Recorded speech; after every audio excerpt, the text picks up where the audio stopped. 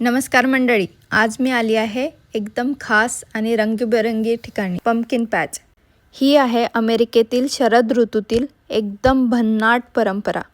ऑक्टोबरच्या महिन्यात खास करून हॅलोवीनच्या आधी लोक इथे येतात भोपळा म्हणजे पंपकिन निवडायला।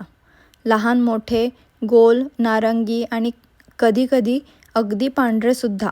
इथे फक्त पंपकिन बघायला नाही तर मुलांसाठी आणि कुटुंबासाठी भरपूर मजा असते। कॉर्न मेज, हे राईड, फोटो बूथ आणि बरंच काही।